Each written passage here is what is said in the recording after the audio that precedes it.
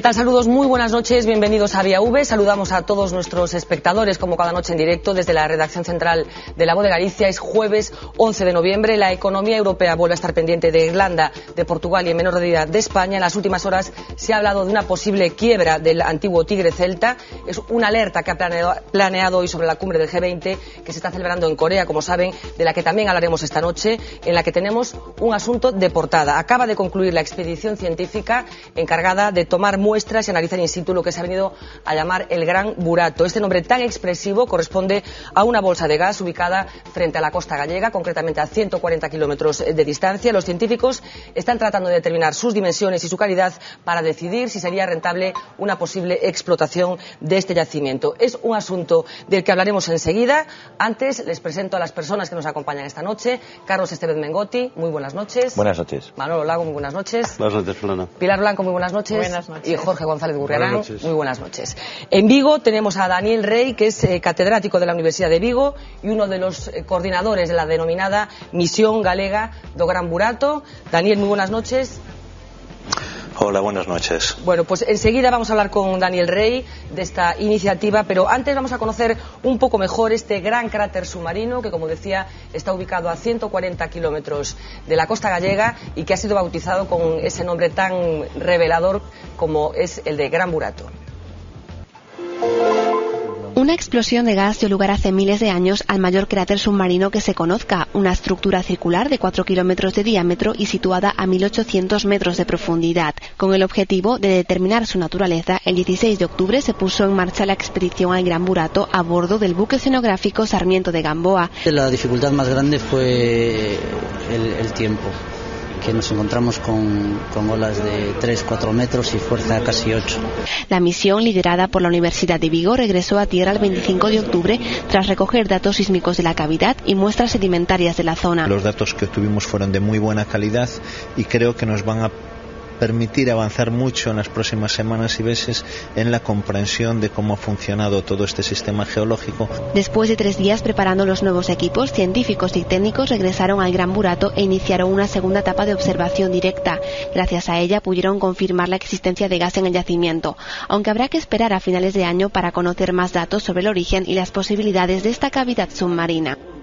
Bueno, Daniel Rey, una primera pregunta para satisfacer una curiosidad periodística. ¿Quién bautizó a este cráter con ese nombre de Gran Burato? Yo lo empecé a escuchar en la prensa.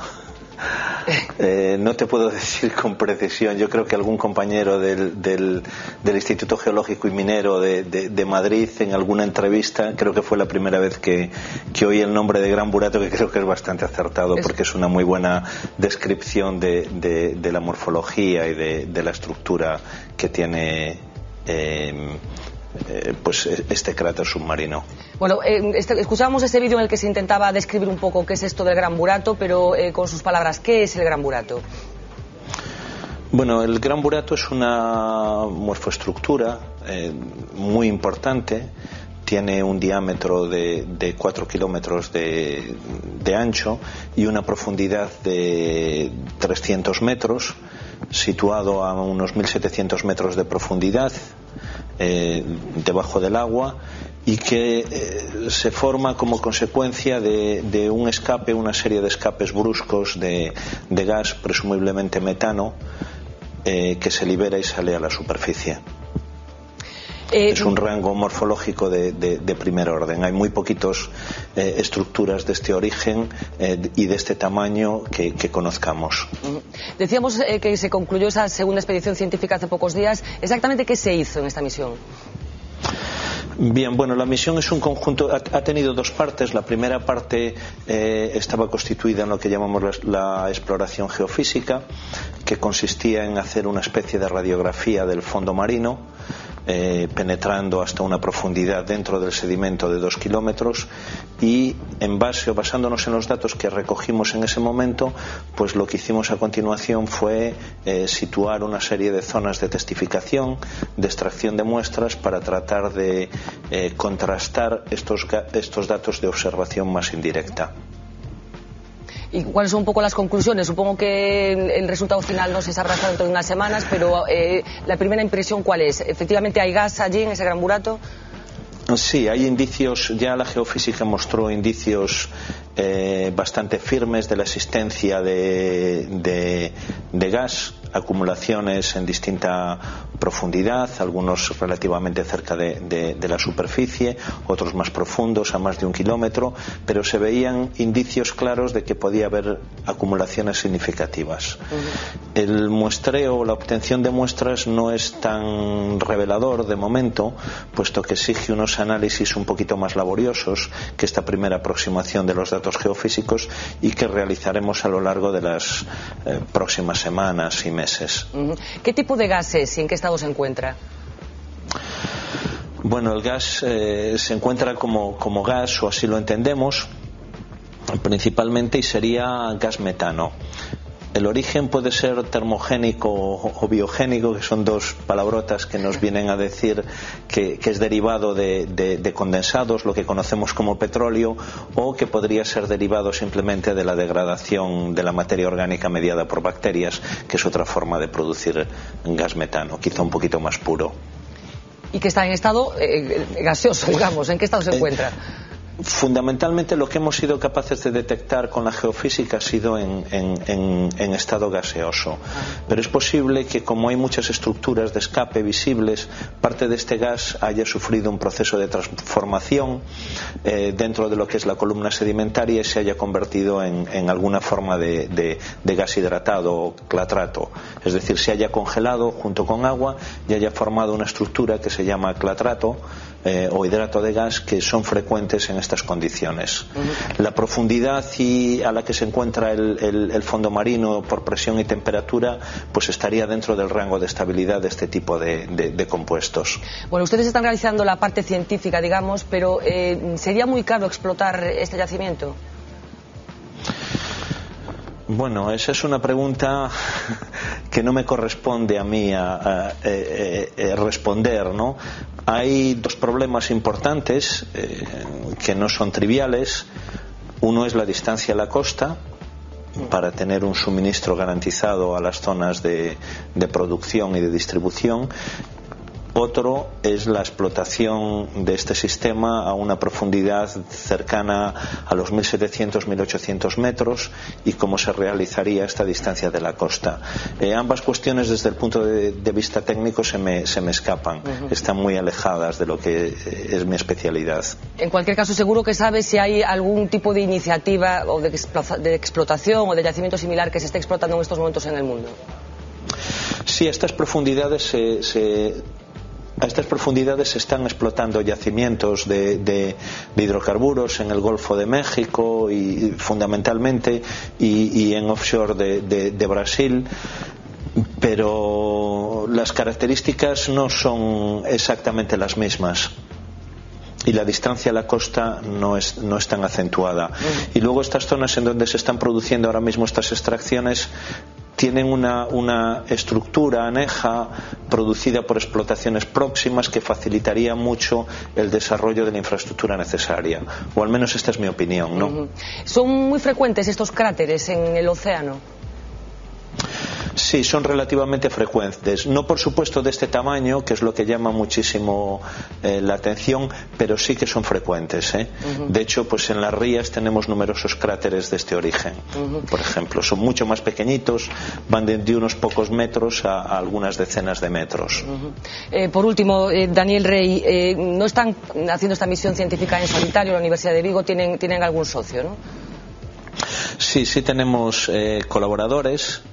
Y sobre todo han jugado un papel muy importante en el procesamiento de los datos sísmicos que obtuvimos en la primera fase, que son investigadores de la Universidad de Aveiro en Portugal, en particular el profesor Luis Piñeiro, y en la Universidad de Granada, en el Instituto Andaluz de Ciencias de la Tierra, en el que también participa pues la profesora Menchu Comas y el investigador Manuel Alpiste.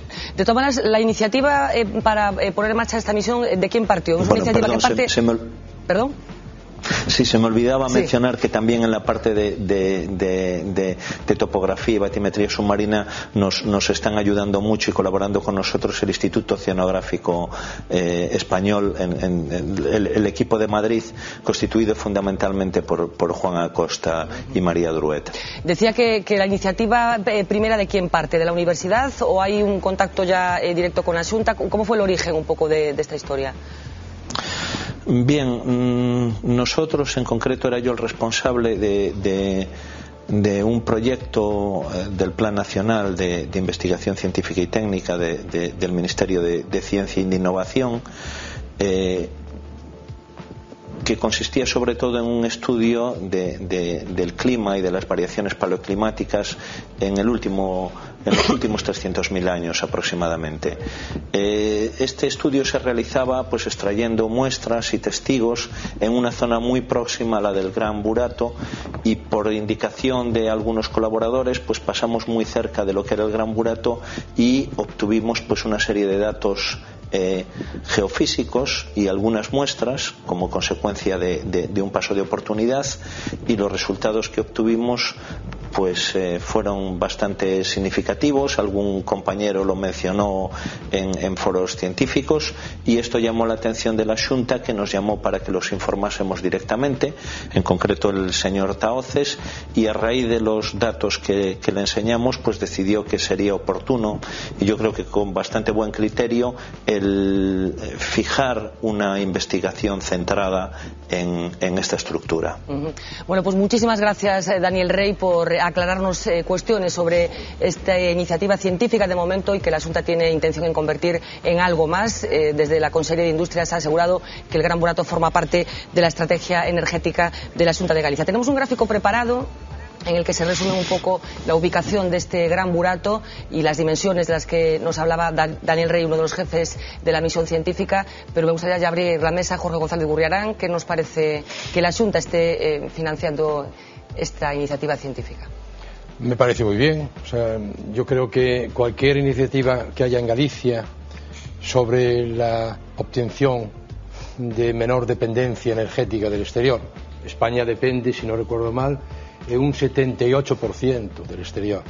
Galicia, por supuesto, también está con una alta dependencia, y en uno de los trabajos de los últimos años en los que yo participé, al hablar de cadenas empresariales, de la cadena de la energía, y en su metodología tenemos siempre reuniones con empresarios, a la hora de valorar estrategias de futuro, se valoró como una de las más importantes la búsqueda. Estaba más orientado a energías renovables, pero yo lo extiendo a esto también. Sí.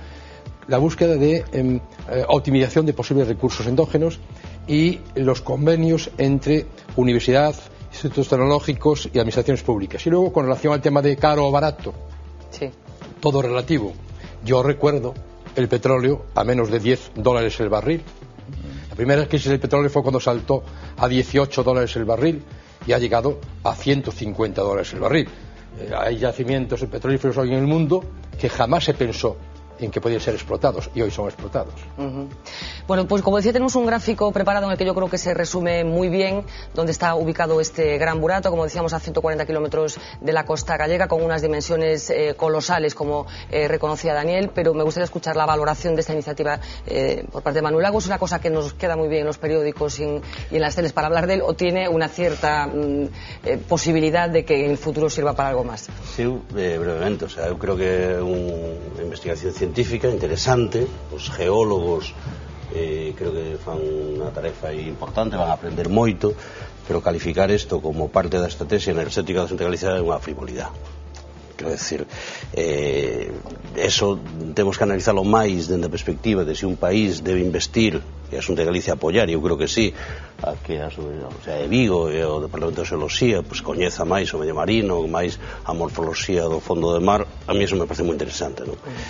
E de eso se pode derivar dentro de anos algo, pero falar hoxe de que a estrategia enerxética da Xunta, como te decía, es vital, ou ten algo que ver ca estrategia enerxética da Xunta de Galicia, é unha frivolidade, por non utilizar unha palabra un pouco máis forte. Bueno, polo de agora invertiron xa 450.000 euros. A mí eso me parece ben, quero decir, eu creo que hai que investigar, que a universidade ten que ter este tipo de accións, que está ben que a universidade, que antes falábamos, participe en proxectos que teñen que ver ca vida real e co futuro, pero non se pode trasladar da xeoloxía á economía, é algo que todavía é un proceso que ten un período de maduración tan longo que non ten sentido. O mesmo Daniel Leo decía, non? Que eso... Yo creo que tiene un proceso de maduración muy largo, ¿no? Lo que pasa es que es un poco un grito de esperanza, ¿no? Es decir, que en un momento de situación, en la situación económica que vivimos y la que venimos de vivir, como decimos los gallegos, aparezca algo en lo que la universidad, los poderes públicos intenten buscar algo nuevo y a un coste realmente tan ridículo, porque el esfuerzo anterior creo que costó unos 6 millones de euros, el de Galicia Oil con aquella compañía sueca, el 25%, ¿no? Bueno, pues yo creo que es una esperanza, ¿no? Y realmente el coste pues es prácticamente un jardín en un barrio de cualquier ciudad gallega, debe de costar prácticamente lo mismo, y sin embargo aquí esto es una apuesta. De esto a la realidad es un periodo lo suficientemente largo y probablemente exija controles, porque no sabemos exactamente luego quién va a explotar o quién podría explotar esa energía, en qué condiciones, cómo los gallegos podríamos ser beneficiados de esto, porque de nuestras fuentes energéticas ya hemos sido notablemente perjudicados, suministrándolas al resto de España a unos precios bastante ridículos, ¿no? Bueno, pues enseguida le voy a dar paso a Pilar, pero me dejáis primero que os presente esa otra iniciativa a la que creo que se refería Carlos hace un momento. No es efectivamente la primera vez que Galicia decide explorar nuevas posibilidades energéticas. En los años 90 la Xunta de Manuel Fraga constituía una empresa llamada Galioil, que realizó prospecciones petrolíferas frente a la costa gallega. Se trataba de localizar petróleo. Fue un fracaso absoluto. Con la misión galega do Gran Burato en marcha, parece que el viejo anhelo de convertir Galicia en una potencia energética vuelve a encenderse. Y es que las costas gallegas ya saben lo que es que traten de buscar riquezas en sus profundidades. Ya en los años 70, la entonces empresa estatal Eniepsa comenzó a hacer los primeros estudios que tendrían su continuidad durante la década de los 80 por otras firmas. No obstante, el intento más concienzudo fue el realizado por la administración Fraga allá por el año 1993, con Juan Fernández como titular en la Consellería de Industria. Fue entonces cuando la Xunta creó Galioil, una empresa destinada a explotar las riquezas hidrocarbúricas del fondo gallego y parte del portugués, desde Coimbra hasta Fisterra. A aquella aventura se destinaron unos 1.000 millones de las pesetas de entonces, que terminaron con unos resultados totalmente infructíferos que condenaron el proyecto al ostracismo. Galioil desapareció de los presupuestos del gobierno autonómico en el año 2000 y se disolvió finalmente en el año 2005 ante el registro mercantil. El dispendio de medios y recursos impulsado entonces por Fraga fue finalmente inútil y dejó a Galicia con la mala pata de no contar con petróleo frente a su litoral o con la inmensa fortuna de mantenerse alejado de un elemento tan valioso como conflictivo.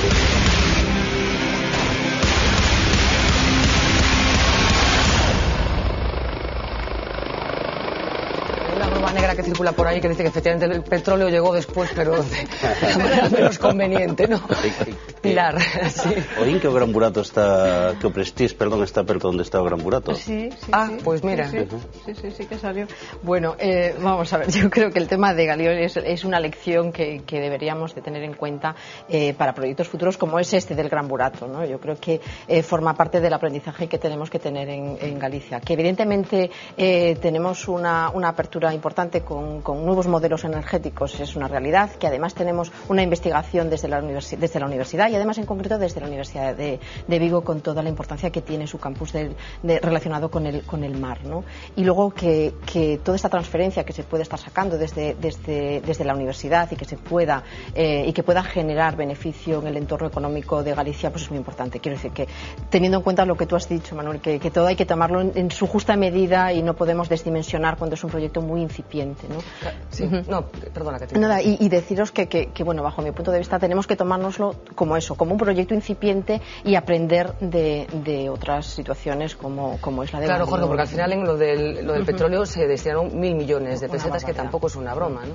Es mucho dinero, pero yo creo que la diferencia más notable es el arranque del proyecto. Yo creo que entonces era pues un planteamiento sin un análisis previo. Y aquí es al revés, hay un análisis previo, una expectativa relativamente lejana o nula incluso, pero van con un proceso muy lento a caballo de, o sea, es un apoyo a. Entonces era al revés, era un planteamiento que venía desde la parte mercantil a forzar unas subvenciones y evidentemente yo creo que adoleció de falta de visión estratégica. Bueno, queríamos dar este apunte sobre el Gran Burato, un asunto que, por lo menos desde el punto de vista periodístico, es bastante suculento, da bastante juego el asunto del Gran Burato, pero queremos ocuparnos ahora de otro asunto que tiene una perspectiva muy económica. Se trata, seguro que lo han oído, de los famosos peajes portugueses que se han instalado en la autovía hasta ahora gratuita que une Galicia con Oporto. Hoy ha habido una reunión en Viana do Castelo, han participado el consejero de Infraestructuras y el secretario de Transportes portugués. Se trataba de buscar soluciones que aminoren un poco los costes que está teniendo esta decisión, como decía, del gobierno portugués. Si ha llegado a algún acuerdo, vamos a escuchar las palabras de Agustín Hernández, el consejero, como decía, de Infraestructuras, y del presidente de los empresarios de Pontevedra, José Manuel Fernández Alvariño. Eu sei aquí o que pudimos negociar e falar ao secretario de Estado Maseu foi das diferentes sistemas que se están aplicando e algúns dos que se van a aplicar para, en definitiva, que este sistema de pago por uso das infraestructuras teña unha aplicación uniforme e homoxénea independentemente da nacionalidade e do vehículo que utilice esa vía. A discriminación, que para nós era moi importante e fundamental, non existe porque nós vamos a ser tratados o mismo que os ciudadanos portugueses. É así, non, secretario? Amigo, por tanto, queremos que está cumplido. Bueno, como decía, se han tomado algunas decisiones. En principio parece que se va a poder comprar los famosos dispositivos en Vigo y los costes van a ser diferentes. Se va a pagar exactamente por el consumo concreto que se haga, de la utilización concreta que se haga de la vía, y no como antes, que había una especie de tarifa plana que era una locura. Pilar. Bueno, vamos a ver. Es que este tema de la cooperación transfronteriza tiene un trasfondo que yo creo que habría que poner encima de la mesa. O sea, cuando realmente estemos trabajando, y se ha trabajado desde hace muchísimo tiempo en que esta cooperación entre Galicia y Portugal sea algo real y que sea realmente un mercado de un movimiento amplio y de un posicionamiento importante, no lo estamos viendo. Evidentemente, Portugal es muy lícito que ponga los peajes y desarrolle sus líneas de peajes en la medida que decidan y dadas las circunstancias además que tiene Portugal. Pero esto es una acción totalmente discriminatoria para los empresarios y para cualquier ciudadano. Pero es que nosotros, y lo comentaba ahora mismo el señor Alvariño, diciendo que los empresarios no nos íbamos a sentir discriminados, yo no lo veo así. O sea, es que no se trata de que los empresarios no se sientan discriminados, es que somos ciudadanos europeos o no somos ciudadanos europeos. Si somos ciudadanos europeos,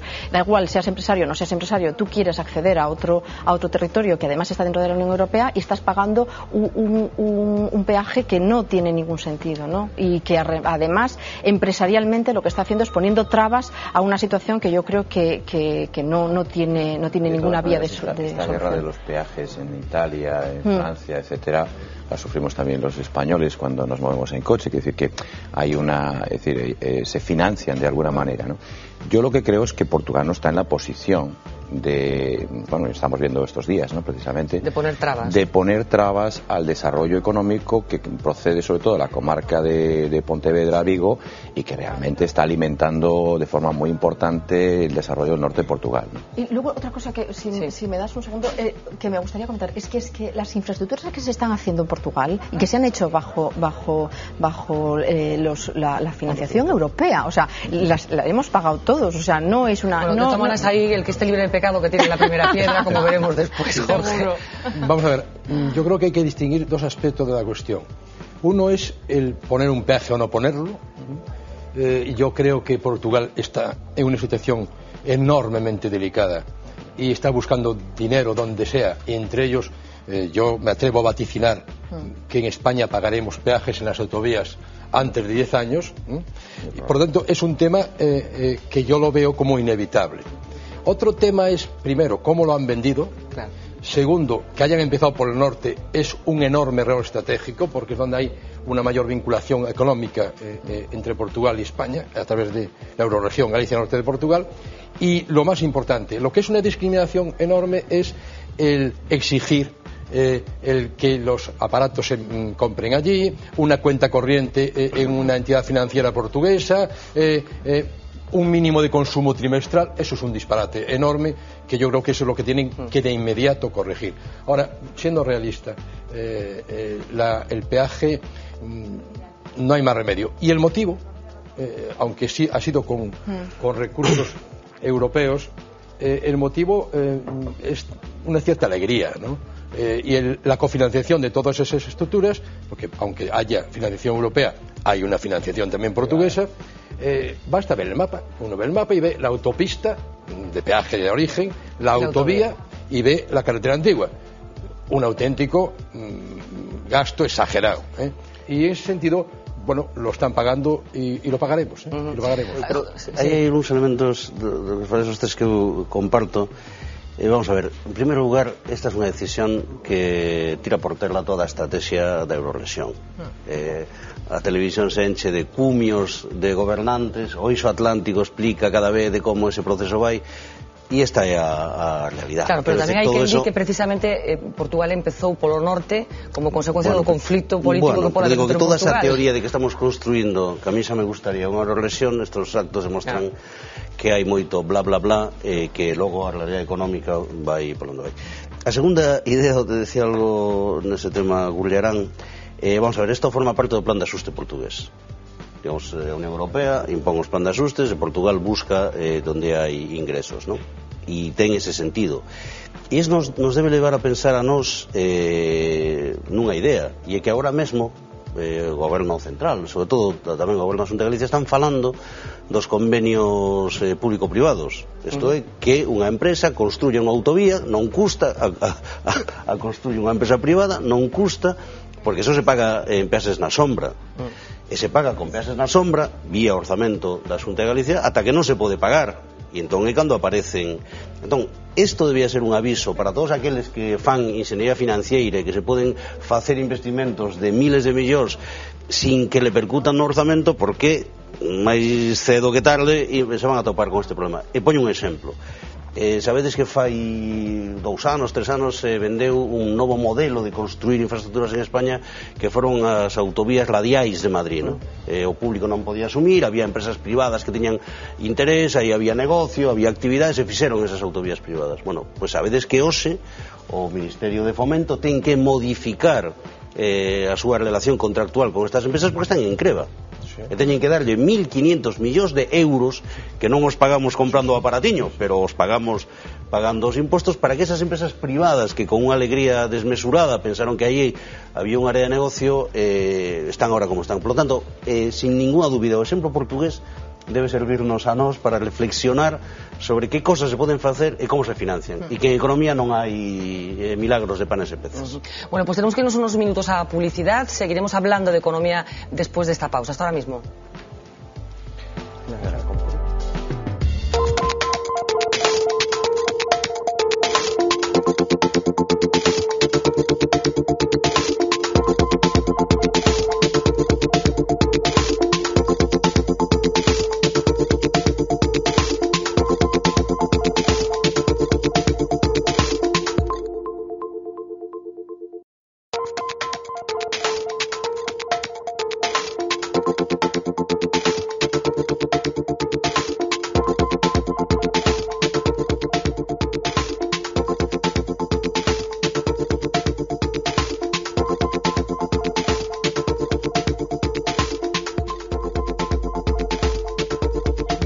Sobre las 10 de la noche continúan en directo en Vía V, aquí en V Televisión. El asunto de Portugal, como ha quedado en evidencia durante la pausa publicitaria, daría probablemente para un programa monográfico, pero quiero introducir un tema que también tiene relación con Portugal, de alguna manera, que son los fondos estructurales que tanto Galicia como el norte de Portugal han venido recibiendo en los últimos años. Un descomunal maná que en muchas ocasiones no ha sido bien utilizado.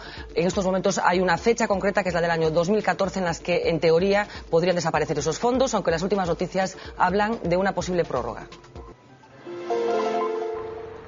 Tener un aterrizaje suave y no un recorte drástico de los fondos que se reciben de Europa. Este es el objetivo de la propuesta de la Comisión Europea, que pretende que las regiones que a partir del 2013 dejen de tener derecho a recibir ayudas estructurales puedan seguir beneficiándose de este programa y formar un grupo de transición. Entre estos territorios se encuentra Galicia. Su renta bordea ahora el 90% de la media de la Unión, una cifra superior al límite del 75% establecido por Bruselas para acceder a estas subvenciones para el periodo 2014-2020. Una pérdida importante de inversión que hace que la iniciativa se acoja en nuestra comunidad con optimismo, pero también con cautela. O vemos con esperanza e tamén con prudencia. De momento non temos conquerido definitivamente este obxectivo, pero sí estamos dando os pasos para que sexa máis fácil. Hoxe é máis fácil que fai un ano que Galicia poda manter unha aterraxe suave dos fondos europeos. Para el 2007-2013 se le han asignado a Galicia casi 6.000 millones de euros para el impulso de su desarrollo económico y social. Un dinero que podría dejar de recibir en 3 años, al salir del grupo de las zonas más pobres de Europa. Una consecuencia para unos del éxito de su convergencia europea y para otros de la entrada en la Unión de países más necesitados de inversiones. Bueno, países que, como decíamos, rebajaron la media y probablemente por eso en estos momentos Galicia está en ese porcentaje de renta. Antes de que me olvide, pueden opinar sobre los asuntos que están sobre la mesa de nuestro Vía V de hoy. Las vías de comunicación están abiertas, como siempre, para que puedan participar en directo. Manolo Lago, ¿qué sucede si mañana se corta el maná de los fondos de la Unión Europea aquí en Galicia? Eu tengo unha cifra, eu creo que nos orzamentos do ano 2011, estos que está a debatir o Parlamento de Galicia, os fondos que aporta a Unión Europea son de 600 millóns de euros, ¿no? O orzamento total da Xunta de Galicia son 9.000 e pico millóns. Estos son 600 millóns que ademais van financiar investimentos, ¿no? Que eso desapareciera significaría pues un problema grande. Eu facía aquí unha conta mentras veía o vídeo. Galicia recibiu dende o ano 86, que cando empezamos a recibir fondos, ata o ano 2006, que cando rematou o anterior período de 7 anos, recibiu 12.000 millóns de euros. 12.000 millóns de euros en 20 anos, ¿no? Que son responsables en gran parte da modernización e infraestructuras do noso país, ¿no? Non se entendería a Galicia actual, a rede que temos de infraestructuras, sin a pertenencia a Unión Europea, sin a aparición desos fondos e sin a utilización desos fondos, ¿no? Por lo tanto, no pasado, no presente, no futuro, esos fondos son importantísimos, ¿no? E eu creo que a estrategia que define o goberno galego para que eso se manteña é moi importante. Hai que aprender, non? É certo que a Unión Europea ten mudado moito. Galicia entrou, España e Galicia se beneficiou desta política estructural da Unión Europea por varios motivos. Un, porque son as décadas gloriosas dos recursos públicos, non sei se volveremos a vivir tempos de tanta abundancia financiera, non? E en segundo lugar, porque nós éramos un país grande pero atrasado, entrando nun club de ricos que foron quen de solidarizarse con nós. Eso xa non é así. As finanzas europeas están moi limitadas, porque todos os países teñen dificultades para aportar a caixa común, e Alemania, cada vez que se fala de incrementar o orzamento comunitario, pois se bota a temblar.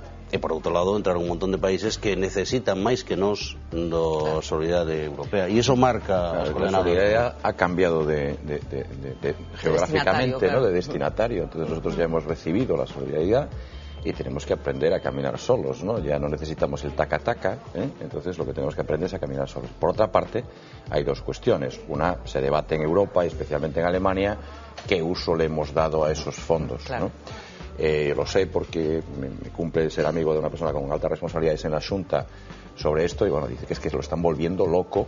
Realmente con los datos llegan hasta el DNI, sí, hasta la casita de las afueras de Carballo donde llegó la subvención, allí van a mirar, porque claro, desconfían notablemente del destino que hemos dado a los fondos. Si bien es verdad que hay infraestructuras, que hay etcétera, etcétera, ¿no? Entonces eso por una parte, ¿no? Yo creo que nos están poniendo la lupa, nos la están poniendo en todo. Y luego por otra parte también es verdad que los recursos en este momento exigen otros temas de muchísima más urgencia y probablemente se recorten. Pues perdonadme, seguidos doy paso, pero hablabas del uso que se ha dado a estos fondos. Tiene razón Manolo Lago, que parte del desarrollo que se ha alcanzado en Galicia en los últimos años tiene que ver con estas ayudas, pero también es cierto que hay muchos fondos que se utilizaron de manera muy inadecuada. Vamos a hacer un pequeño repaso por alguna de las cosas extravagantes que se financiaron con fondos europeos. Irracional, complejo y desfasado. Así ha calificado la organización Open Europe el uso de los fondos comunitarios. Este grupo de euroescépticos británicos acaba de enumerar un listado de 50 proyectos que tildan de basura en los que ha invertido la Unión. Entre ellos no denuncian ninguna iniciativa gallega, pero en nuestra comunidad se pueden encontrar algunos ejemplos de lo que puede ser una inadecuada gestión de las subvenciones. En Porriño, por ejemplo, se terminó hace 6 años el aula de interpretación de la naturaleza de As Gándaras. Nunca se ha estrenado y Europa llegó a reclamar recuperar la ayuda aportada de 150.000 euros. Más de 330.000 costó el observatorio de Ribadeo, cerrado durante años y que ahora solo se abre esporádicamente. Para poco más que una inauguración sirvió la estación de autobuses de Aguarda, en la que apenas se ha apeado ningún pasajero. La lonja agropecuaria de Berín se ideó para ser un pequeño parqué de los precios de alimentos del campo de todo el mundo. Sin embargo, ahora es poco más que un gran almacén de productos de la zona. Una inversión millonaria, pero que apenas ningún vecino ha podido disfrutar, es la reconstrucción de la ferrería del siglo XVIII de Seoane do Courel. Lo mismo le ha ocurrido a la gran ruta de senderismo de Trevinca, cuya mitad del recorrido es ya impracticable. Centros de interpretación o instalaciones deportivas y culturales se suman a la lista de infraestructuras que languidecen en Galicia a la espera del uso para el que fueron concebidas. Bueno, yo creo que es para ponernos un poco colorados, ¿no? Sí, es terrible, ¿eh? Es terrible. Bueno, yo diría en primer lugar que al hablar de fondos tenemos que distinguir lo que se ha puesto ahora ahí como ejemplo, son casi todos proyectos, casi todos financiados con fondos del FEDER. Sí.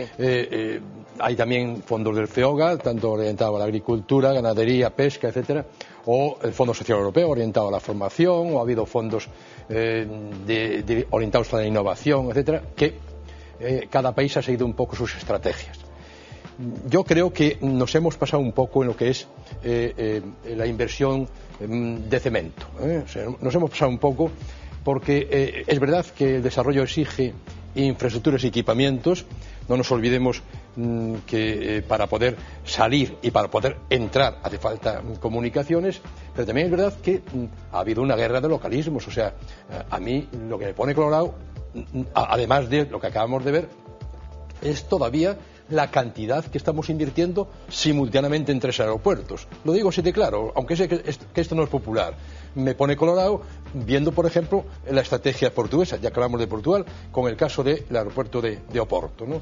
O me pone colorado el pensar que hay 2 puertos exteriores en menos de 20 kilómetros de distancia en línea recta, ¿no? Entonces, estas cosas son temas enormemente serios y que nos tenemos que poner colorados, porque al final lo que va a prevalecer, además de que nos pueden decir que somos manirrotos, lo que va a prevalecer es lo que decías antes, es ahora la media europea, el 100 europeo, ha bajado.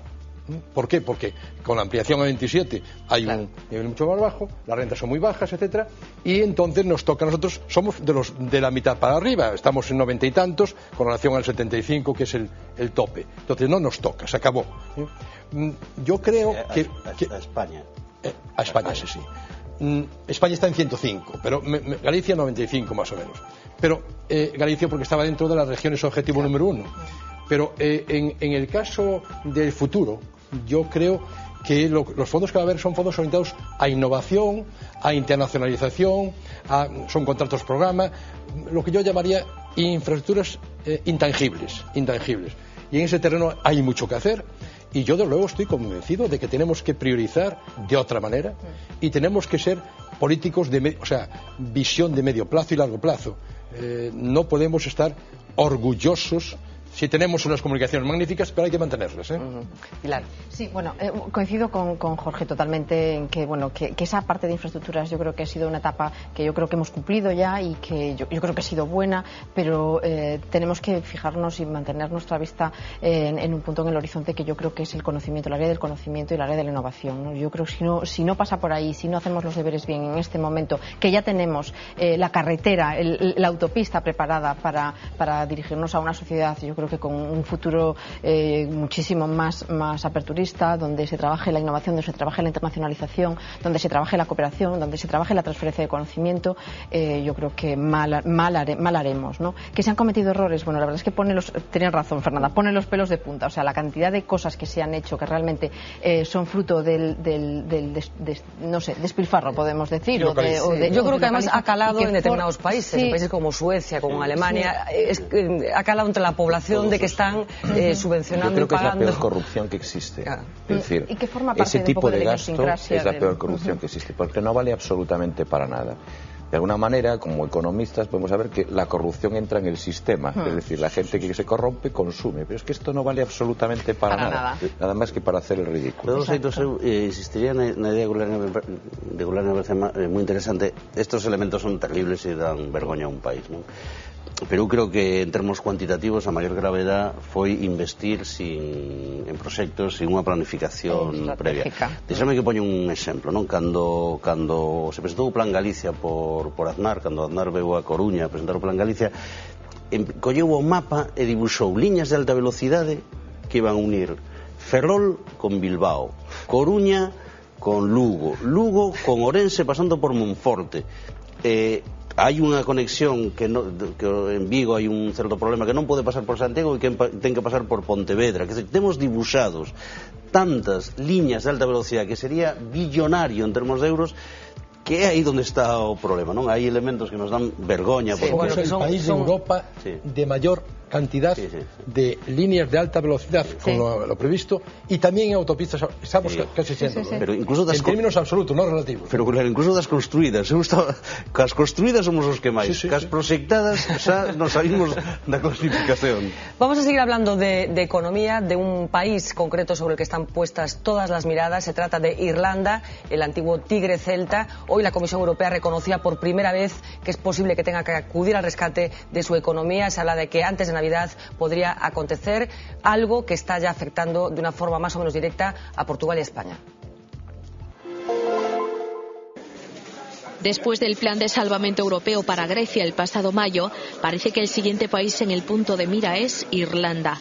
El ex tigre celta combina la mayor deflación de la Unión Europea con un déficit desorbitante, y ayer la situación del país se volvió todavía más preocupante. La rentabilidad de su bono a 10 años ha alcanzado el 8,7%, el nivel más alto desde la creación del euro, y se disparó su prima de riesgo, superando los 620 puntos. Irlanda ha llegado a su límite y los analistas dan por hecho una intervención antes de Navidades. La incertidumbre de los mercados se ha contagiado a los países periféricos de la eurozona, principalmente a Portugal y a España. De hecho, nuestro país vecino es uno de los más afectados por la crisis de deuda del viejo continente. La desconfianza de los inversores sobre las cuentas públicas ha elevado su prima de riesgo a 460 puntos. Es decir, Portugal paga un 192% más por colocar la misma deuda que Alemania. What is important to know is that we have all necessary instruments in place now in the European Union and in the Eurozone to act if necessary. ¿Será este el principio de la quiebra ordenada de Europa? Bueno, Jorge, ¿qué le ha pasado a Irlanda, que como decíamos era el tigre celta, que todos admirábamos y queríamos imitar? Yo creo que Irlanda ha sido un país que ha captado muy bien inversiones de fuera, pero muy basadas en subvención, evidentemente. Ha hecho una buena política en el terreno de las inversiones en innovación, etcétera, etcétera. Lo que ocurre es que en el caso de Irlanda, que no es el de España, el tema del sistema financiero, o sea, la crisis financiera le ha tocado por todas partes. O sea, entonces, Irlanda en este momento, claro, hace poco tiempo tuvo que rescatar un banco que creo que suponía 30.000 millones de euros, claro, con un PIB de 130.000 millones, o sea, le supone ya un déficit de 25%. Entonces, los pactos de estabilidad están ahí, y el gran problema que hay es que el euro, ese es un problema muy serio, por eso el euro en este momento sigue revaluado. El euro no tiene todavía una relación, los países la zona euro, como para tener una política fiscal común, y en consecuencia el euro está a la deriva. En ese sentido, se ha revaluado. Irlanda es una amenaza importante, aunque en términos relativos no lo es tanto, para el pacto de estabilidad.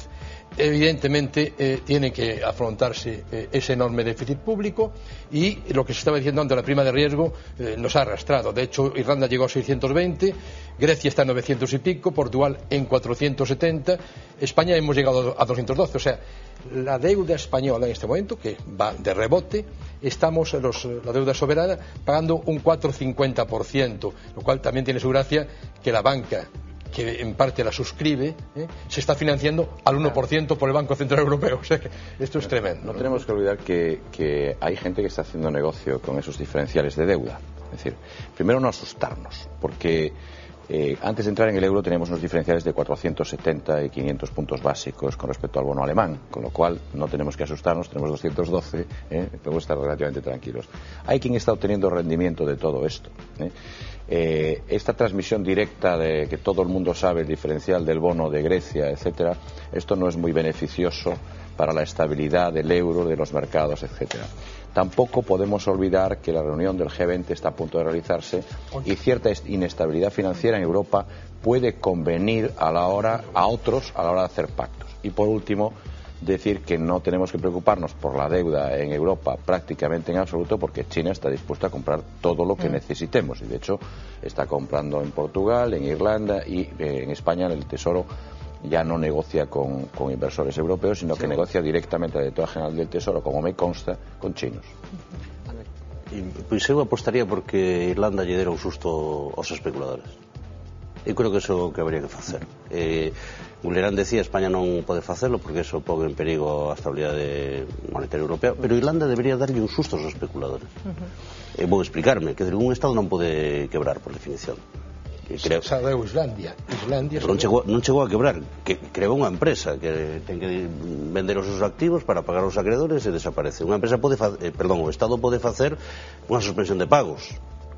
Isto é, chamar aos seus acreedores e dicirme non podo pagar. Unha quita. Non podo pagar, vamos a negociar un calendario, unha quita, pero non pode quebrar. Eu creo que estaría moi ben que un país como Irlanda, apoiado pola Unión Europea, lle dera un susto aos especuladores, porque o que está ocurrindo, Negocio decía perfectamente, déxame que diga, eu escribí na Voz de Galicia un artigo que se chamaba O timo do bono alemán. Claro que hai xente que se está facendo multimillonaria de xenerar desconfianza sobre a economía irlandesa e que o diferencial marche a 600 puntos. Hai xente que está facéndose hoxe multimillonaria a costa de xenerar incertidumbre sobre a economía irlandesa. E deixarme que diga un tema que decía nese artigo. Irlanda non é creíble pagando un diferencial de 3 puntos, pero é creíble pagando un diferencial de 8 puntos. Por que é creíble pagando un diferencial de 8 puntos e non o é pagando de 3 puntos? Quero dicir, incluso desde unha perspectiva económica, un país que ten que pagar un diferencial tan elevado, pois está en peores condiciones para devolver os créditos que si está pagando un diferencial máis pequeno. Pero Manuel, esto sucedió exactamente igual en México y en Argentina. Es decir, esa situación te encadena a una posición en la que rompes al final, porque tú no puedes pagar los intereses de tu deuda en la medida en que los demás te van exigiendo. Pero hay un caso muy curioso que te gustará conocer, que es el de Lula da Silva. Lula da Silva, cuando estaba a punto de ser presidente de Brasil, el diferencial de su bono se fue a 17-18 puntos, ¿no? 17-18%. Entonces el tipo salió, no era presidente todavía, hizo unas declaraciones diciendo que decían por ahí en los mercados que era comunista y terrorista, y entonces que por eso el diferencial se había lanzado tanto, pero que él sabía perfectamente que los terroristas auténticos estaban en Nueva York. Bueno, yo esto lo viví directamente porque estamos viendo cómo está evolucionando el bono brasileño. En 4 días bajó del 18 al 6. Desinvirtieron rápidamente y se salieron porque los habían pillado. A mí, desde el desconocimiento absoluto, sobre todo comparado con vosotros, como comprenderéis, me parece increíble que la sensibilidad y la facilidad en realidad con la que se deshace ese nudo. ¿Por qué no se hace con más frecuencia? Hay una cosa que hay que decir, perdona, que es muy clara. O sea, el G20 en la reunión de Pittsburgh explicó claramente, y el Fondo Monetario Internacional lo tiene claro, que no se va a dejar caer a ningún país y no se va a dejar caer a ninguna institución financiera del G20 Plus, que somos nosotros, ¿no? El G20 Plus somos nosotros, ¿no? Entonces, esto es una decisión tomada por los países que movilizan la mayor cantidad de recursos del mundo. Por tanto, todo esto que estamos viendo no son sino movimientos puramente especulativos, al menos desde mi punto de vista, que tienen un origen en unas cuentas que no han salido muy bien, porque en el caso de Irlanda, pues los pobres quisieron jugar a financieros y dejaron allí localizarse a todos los fondos y tal, se apalancaron 4 veces y cuando se dieron cuenta no tenían dinero para seguir financiándolo. Pero lo que sí es real es que todo este movimiento no va a pasar absolutamente nada porque el pacto del Stability Board es absolutamente mantener y la liquidez necesaria en cada país. Por tanto, no hay que preocuparse. De todas maneras, a mí eso, que me parece en principio tranquilizador, lo pongo al lado del Basilea III, que no ha sido prácticamente colocado lo que se quería, los límites que se querían de liquidez, etcétera, para los bancos, y lo escucho con reservas, porque realmente la gran verdad de esta crisis, aparte de las peculiaridades de España, la gran verdad es que el sistema financiero ha practicado terrorismo financiero a nivel mundial.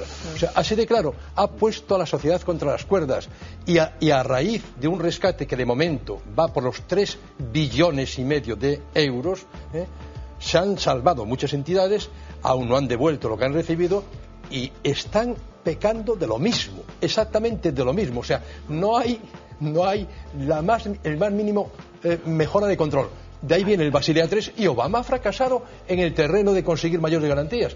Ha fracasado. Bueno, yo aún no lo ha logrado. Disiento un poco. Yo creo que hay unos cambios muy importantes en lo que es control de Fondo Monetario Internacional. No llegan porque el deseo de codicia es espantoso. Eso estoy totalmente de acuerdo. Es decir, es muy difícil controlar el deseo, la codicia de los que están operando ahora mismo en esto, ¿no? Ahora bien, se ha cambiado mucho, se ha avanzado muchísimo y, al menos desde mi punto de vista, vamos en una buena dirección en lo que es supervisión, en lo que es control, en lo que es seguridad. El tema de Basilea, pues es que es tan curioso, permite que te diga una reflexión personal, ¿no? Que en cuanto suben el tier a 6, ¿no? Para el 2015, bien, dicen, en el 2015 los bancos tienen que tener un porcentaje de capital mayor, vamos a explicarlo para que se entienda, ¿no? Bien. Casi 2,5 veces. Bien, correcto. Hoy casi todos los bancos del mundo ya están cumpliendo. Y son ellos mismos los que han propuesto que se retrasara de 2013 a 2015, pero sin embargo los mercados se lo pedían con tal avidez que no les ha quedado más remedio que cumplir, ¿no? ¿Cuál es un dato muy importante? Es decir, nosotros, el pueblo, que al final vamos a suponer que los mercados somos nosotros, ¿no? Exigimos solvencia a las entidades y las entidades no tienen más remedio que autocontrolarse. Esto es una visión quizá un poco muy positivista. Una parte sí. Bueno, vamos a avanzar un momento. Solo un dato que dice Borrell me parece muy interesante. Os estados tiveron que endebedarse 3,5 billones de euros para liberar a débeda privada e logo os financeiros privados castigan os estados por ter débeda elevada. Esa é unha estafa histórica. Déjame escuchar primero, enseguida, te prometo que después del vídeo te doy a ti antes que a nadie. Hablábamos del G20, esa reunión que se está celebrando en Corea. Ha intervenido, efectivamente, la situación de Irlanda está planeando sobre esta reunión, pero hay una intervención concreta del presidente del gobierno español, de José Luis Rodríguez Zapatero, una intervención que ha dicho que ha sacado unas conclusiones muy claritas de esta crisis. En esta crisis hemos aprendido dos cosas. La primera, que solos, cada uno de nosotros, no la vencemos, que la vencemos unidos, sin poner fronteras, ni barreras, ni a la economía ni al comercio.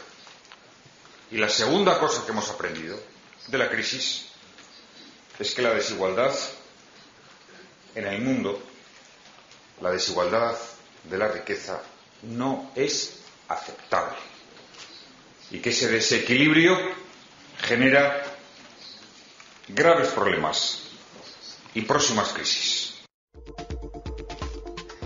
Bueno, estas son las enseñanzas que ha sacado el presidente del gobierno de la crisis, Pilar. Yo creo que muy sabias. Bueno, decir que vamos a ver, que esta crisis es que tenemos que salir todos juntos, es decir, bueno, esta crisis nos hemos metido todos juntos, o sea, primero, en esta crisis estamos todos y además hemos entrado todos, o sea, que salir también, yo creo que también tenemos que salir todos juntos, ¿no? Y que, bueno, que sobre las desigualdades, pero bueno, en fin. Continuamos.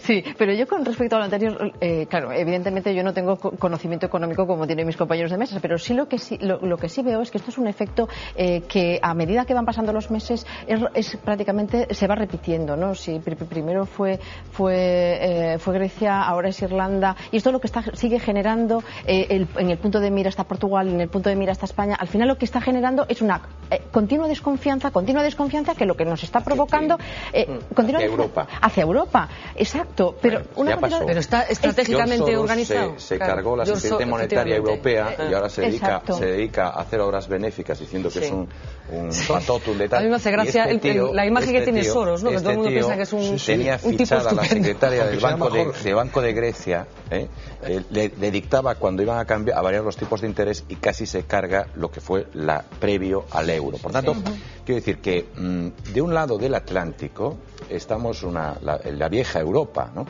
Y del otro lado del Atlántico están los norteamericanos, y a veces uno piensa que fueron demasiados piratas hacia allí. Totalmente, pero es que el bagaje y el conocimiento que tiene un país... Dicho con todo respeto y cariño hacia los norteamericanos. Pensé que ibas a decir hacia los piratas. También. Con Estados Unidos, o sea, el bagaje que tiene Estados Unidos no es el bagaje que tiene Europa, y el conocimiento que tiene del entorno de sufrir crisis, de superar crisis que tiene Estados Unidos no es el que tiene Europa. O sea, Europa existe realmente como un mercado único, tiene una fecha que no está tan alejada en el tiempo, ¿no? Y yo creo que necesitamos un aprendizaje y que Santiago, bueno, pero es que este aprendizaje yo creo que es hasta cierto punto lógico y casi era esperado, ¿no? Mira, y la moneda que tiene Estados Unidos no es la moneda con el recorrido. No nos olvidemos que el patrón ya no es el oro, la moneda es el dólar. La moneda que tiene Estados Unidos es una moneda con una enorme solidez, tanta solidez que no quieren devaluarla y no la devalúan, y nos están haciendo la Pascua. Y el yuan chino, decías tú, claro, pero es que si China mañana soltase ya parte de lo que tiene de reservas en euros y en dólares, entonces todavía a todos se devalúan de forma directa todas las monedas menos el yuan. Yo creo que en todo esto hay también una reflexión importante, y es en qué situación nos encontramos en la Unión Europea, porque es que además lo hemos tocado a lo largo de toda la noche. O sea, ¿qué hemos hecho con los fondos estructurales a lo largo de este tiempo? ¿Lo hemos hecho bien? ¿Lo hemos hecho mal? Tenemos una moneda que realmente es una moneda cohesionada y una moneda con capacidad para enfrentarse al entorno económico mundial.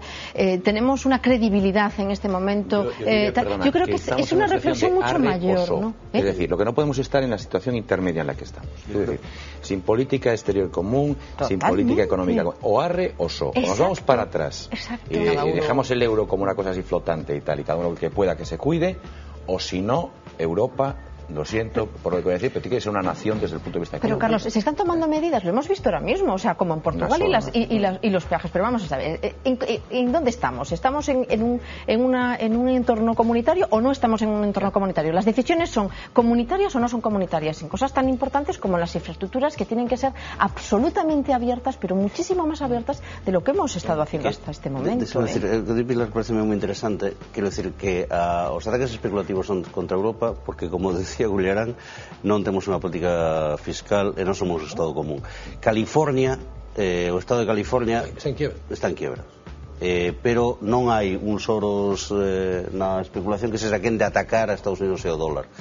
Si Europa fora de verdad unha unidade política, unha política fiscal, que o sistema ese dos 750.000 millóns de euros para soster os sistemas financieros de cada país de verdad funcionara, non se atreverían. ¿Por qué atacan ahí?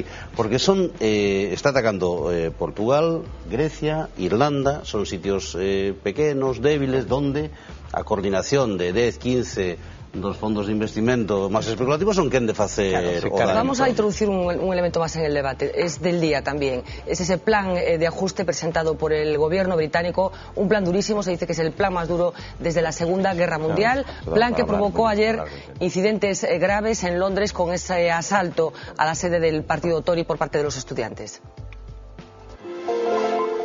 Casi 500.000 de trabajadores del sector público van a perder su empleo. Las tasas universitarias se van a multiplicar. Los ejércitos van a perder efectivos humanos y materiales. La vivienda social será mucho más cara. Hombres y mujeres tendrán que trabajar hasta los 66 años antes de poder cobrar una pensión pública. Estamos hablando del mayor recorte de gasto público que recuerda Reino Unido desde la Segunda Guerra Mundial. Dentro del duro paquete de medidas detallado hoy por el gobierno de David Cameron se incluye también una reforma de las prestaciones por desempleo. Los parados británicos que rechacen un trabajo perderán el subsidio. La reforma también incluye la obligatoriedad de realizar tareas para la comunidad como jardinería o limpieza bajo la amenaza de perder la prestación. El gobierno presenta la propuesta de recortar el déficit fiscal y reducir el gasto público como única salida posible a la crisis. Sin embargo, los críticos alertan de que esta opción es más política que económica. El plan que presentaba hoy David Cameron, hay quien dice que en realidad es el desmantelamiento definitivo ya del Estado del Bienestar. Manuel Lago. Eu quero decir, primeiro, unha palabra gruesa. Este plan é unha estafa. Porque Cameron gañou as eleccións fai 3 meses sin falar desto. E iso é unha estafa aos cidadáns. Non se pode ir, e aquí con isto quero facer un aviso a navegantes, non se pode ir a unhas eleccións con axenda oculta. Cando un quere facer isto, ten que presentarse diante dos electores e decir a situación do país. Pero os electores non podían ter calculado que isto iba a suceder. Non sei, pero que aprendan os electores de outros países. Temos que exixirlle aos partidos que se presentan as eleccións que nos digan que van facer, porque senón están facendo unha estafa. Unha segunda idea que é evidente que siga habendo diferencia entre os socialdemócratas e os conservadores, non? Siga habendo diferencias, non? E terceiro, que evidentemente este é un ataque, pues eu creo que demoledor ao país que creou o Estado de Bienestar. Quer dizer, que o Estado de Bienestar basicamente é unha institución naceu, ¿no?, en Gran Bretaña, ¿no? E nese sentido significa recortes moi profundos. Eu creo, ademais, que hai países, o caso do plan de asuste alemán, que este plan de asuste en Gran Bretaña, hai países que non deberían facer. Quero decir, eu creo que en Europa efectivamente hai países como Grecia, como Portugal, como Irlanda, en parte pues España, que sí é necesario algún, ¿cómo? Italia, que é necesario algún plan de asuste, de optimización de recursos, etcétera, pero Alemania, Gran Bretaña, Francia non poden meternos nesa vía, porque ademais eso, remato con esto, nos genera un problema que é ese debate que está vendo no G20 sobre que política económica aplicar para sair da crise, non? Os planes de estímulos que defende a FED. Lo que non parece es que la sociedad británica se vaya a quedar de brazos cruzados por lo que se vio ayer en el asalto bueno, eso é unha evidencia es anecdótico. Yo creo que lo de ayer es anecdótico porque había una promesa de liberal en cuanto a las tasas universitarias y el problema era una protesta porque triplican las tasas universitarias. Y por tanto yo lo considero inicialmente como una protesta muy específica, ¿no? De todas maneras, el plan es un plan enormemente duro. A mí me llama la atención una cosa: es el plan más duro de los que se han comentado en Europa, en un país que no está en el euro. Claro. Lo cual es enormemente paradójico. No es paradójico, es lógico. No. Yo digo sorprendente en cuanto a modelo para los demás. Yo creo que cuando las cosas son. Yo no estoy de acuerdo, efectivamente, que unas personas vayan, unos partidos, a las elecciones con una agenda oculta. Lo único que veo, inicialmente, quizás por deformación profesional, como que está bien, es que haya un plan. Quiero decir, a mí lo que me parece importante es que haya un análisis, que haya un diagnóstico y que haya, en principio, unos objetivos. Yo creo que esos objetivos, en principio, están apuntando muy alto, o sea, que no van a ser esos objetivos. Pero es un choque inicial para crear luego el ambiente y hacer la reforma. En el ámbito de gasto público, bueno, hay un hecho, si queréis anecdótico, pero nadie, ningún cargo público con coche. De entrada, nadie puede viajar en primera de cargos públicos. Y si esos empleados públicos se refiere a los nombrados a dedo, no está nada mal. Bien, yo quería decir que lo que está pasando de alguna forma es que las políticas de estabilización que se plantean incluso desde el Fondo Monetario Internacional solo tienen dos salidas: o disminuimos el gasto o aumentamos los impuestos. Entonces lo que ha hecho Inglaterra, de una parte, es disminuir el gasto sensiblemente, un 21% de recorte a todos los ministerios en junio, ¿no? Y las medidas que subsiguen pues son efectivamente este tipo de medidas. Es una decisión dificilísima de tomar y bueno, podemos irnos preparando porque algo similar nos va a ir ocurriendo, ¿no? ¿Qué preferimos? Es decir, recorte brutal en el gasto público o una subida de impuestos, porque esto hay que pagarlo. Por otra parte, ¿no?, en relación a lo que tú decías, y es verdad, yo siempre he pensado que en esta crisis qué pena me dieron los ingleses, porque nosotros tenemos 27 bancos centrales con reservas para apoyarnos unos a otros. Ellos solo tienen uno, tanto que denostaban el euro cuando decían que, bueno, la libra lleva 500 años y el euro, ¿cuántos lleva? 3. Bueno, ya dentro de 500 años hablaremos.